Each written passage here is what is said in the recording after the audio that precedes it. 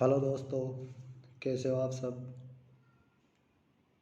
आज हम शुरू करने जा रहे हैं हमारा साइंस का टॉपिक, जिसकी पहली क्लास हमारी होगी कोशिका सेल। तो चलिए आज की क्लास शुरू करते हैं।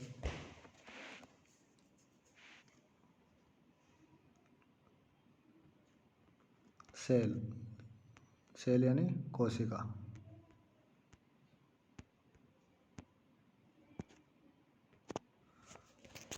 तो देखिए दोस्तों, कोशिका की खोज सर्वप्रथम किसने की थी। कोशिका की खोज 1665 में रॉबर्ट हुक ने की थी। Robert Hooke.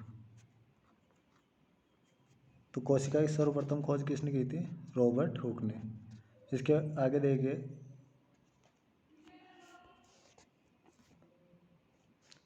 रॉबर्ट हुक ने मर्द कोशिका की खोज की थी। कौन सी कोशिका। मर्द कोशिका। लेकिन जीवित कोशिका की खोज किसने की थी, वो बताइए। जीवित कोशिका की खोज की थी रॉबर्ट हुक ने। तो 1665 में किसकी की, मर्द कोशिका की 1665। और 1674 में की जीवित कोशिका की खोज ल्यूवेन हुक ने। Leeuwen hook. किसने की, ल्यूवेन हुक।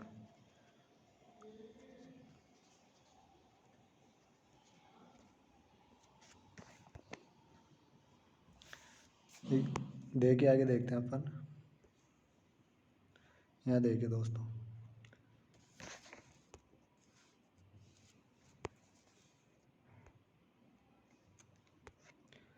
देखिए हमारा टॉपिक है सेल, कोशिका।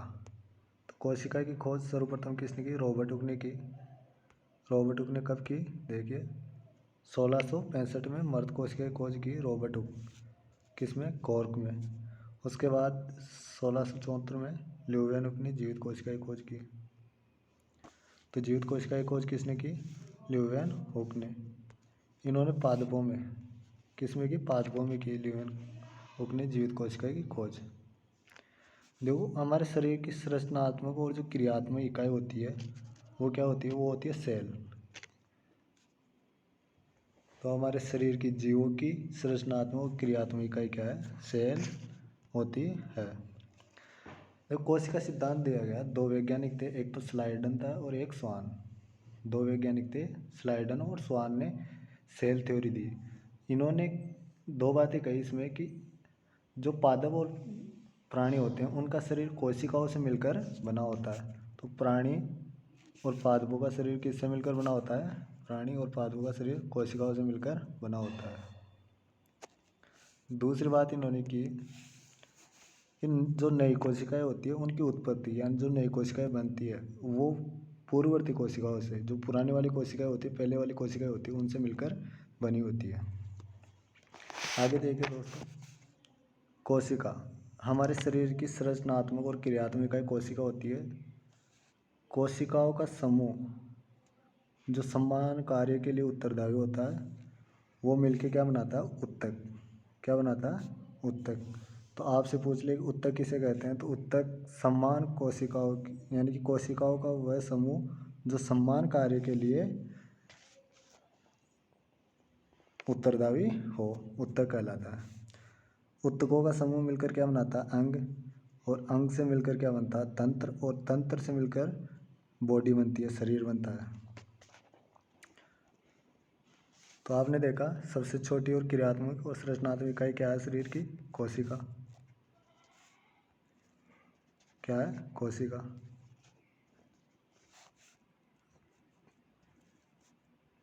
कोशिकाओं का वह समूह जो समान कार्य के लिए उत्तरदायी हो क्या कहलाता है, उत्तक। और उत्तकों का समूह मिलकर क्या बनाता है, अंग। और अंगों का समूह मिलकर यानी जो ऑर्गन्स का ग्रुप होता है वो मिलकर क्या बनाता है, तंत्र बनाता है, यानी सिस्टम बनाता है। जैसे नर्वस सिस्टम और सभी जो सिस्टम होते हैं, तंत्र होते हैं, इनसे मिलकर हमारी बॉडी का निर्माण होता है। आगे देखिए कुछ पॉइंट्स हैं जो इम्पोर्टेंट है, ये सीधे सवाल पूछ लिए जाते हैं इनसे। सबसे बड़ी कोशिका ये होती है शुतुरमुर्ग का अंडा, 70 mm का होता है, ये बहुत बड़ा होता है। तो सबसे बड़ी कोशिका शुतुरमुर्ग का अंडा। आगे देखिए, मानव शरीर की सबसे बड़ी कोशिका। मानव शरीर की सबसे बड़ी कोशिका होती है अंडाणु, जो मादा में पाया जाता है। अंडाणु मानव शरीर का सबसे बड़ी कोशिका होती है। और मानव शरीर की सबसे छोटी कोशिका होती है शुक्राणु, जो नर में पाया जाता है शुक्राणु। ये मानव शरीर की सबसे छोटी कोशिका होती है। आगे देखिए, मानव शरीर की सबसे लंबी कोशिका। देखिए, लंबी कोशिका और बड़ी कोशिका में अंतर है। यह आकार में बड़ी होती है और यह आकार में लंबी होती है, तो ये होती है तंत्रिका तंत्र।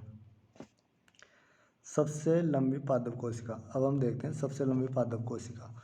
ये होती है एसिटेबुलेरिया। किसमें? एसिटेबुलेरिया, जो शैवालों में पाया जाता है। एसिटेबुलेरिया जो एक शैवाल है, एसिटेबुलेरिया। तो सबसे लंबी पादप कोशिका एसिटेबुलेरिया में। सबसे छोटी कोशिका पीपीएलो में। पीपीएलो नामक क्या होता है? एक प्लाज्मोडियम होता है, इसमें पाई जाती है, प्लाज्मोडियम में। कोशिका सिद्धांत का अपवाद। वायरस एक कोशिका सिद्धांत का अपवाद होता है। ये कोशिका सिद्धांत का पालन नहीं करता। वायरस क्या होता है? ये सजीव और निर्जीव के बीच की योजक कड़ी होता है वायरस।